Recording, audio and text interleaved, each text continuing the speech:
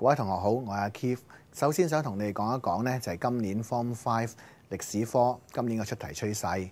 咁其實嚟講呢，呢個新課程，所謂新課程2006年講到今日已經係最後一年㗎啦。咁首先香港呢一課嚟講呢，其實我哋會分佢做 DBQ 重點同埋長題目嘅重點嘅。咁首先英國管治嘅特色、轉變同埋華人嘅地位呢，以前嚟講已經連續出過2年呢，係講佢做 DBQ 㗎啦。咁今年呢，再做 DBQ 呢，好老實講，我覺得機會真係唔係咁大嘅。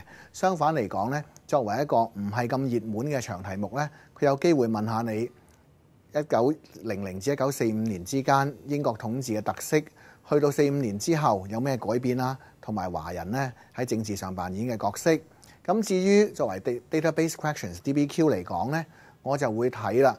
係今年嚟講就會係香港嘅經濟發展啦、人口改變啦，點樣影響到佢嘅社會結構轉變同埋嗰個都市化嘅進程。如果你溫歷史資料題嘅呢個部分，應該係一個重點嚟嘅。咁至於你話香港文化，同學都講咗溫咗好多年呢個課題啦。咁2009年呢，終於出咗啦。今年再講翻香港文化嘅機會呢，真係唔會太大㗎啦。咁調翻轉頭啦，長題目嚟講，咁多年我哋都冇講過一個課題，就係話香港同中國內地嘅關係。呢個課題呢，佢可以分2個部分問我哋嘅，1900至1941啦，同埋1945至1999嘅。如果佢唔係問晒成題嘅話，佢可以問15分其中一段，再加香港喺亞太地區角色嘅轉變，咁就一條今年香港嚟講最熱門嘅長題目。咁去到中國啦，以前嚟講我哋成日將個重點擺咗喺1949年之後，但係舊年1949年之後嘅群眾運動已經問咗啦。咁至於你話經濟改革啊、開放啊、沿海經濟嘅特點啊，呢啲基本上係問歷史資料題嘅，好難問到長題目。06年問長題目，結果學生嘅成績係非常之差嘅。暫時嚟講，佢應該唔會再攞嚟問長題目啦。咁但係呢，好多同學咧忽略咗咯。其實晚清改革加上南京時期現代化呢度可以係出一條長題目嘅。咁佢會點問呢？就係問你南京時期現代化加上晚清改革究竟喺中國歷史、中國現代史上有啲咩特色同埋貢獻呢？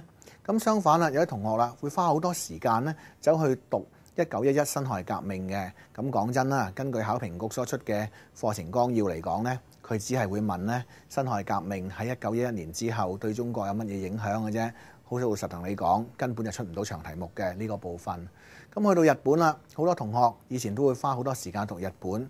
咁但係呢，喺新課程之中呢，06年以後呢，日本並非一個重點大題目嚟嘅。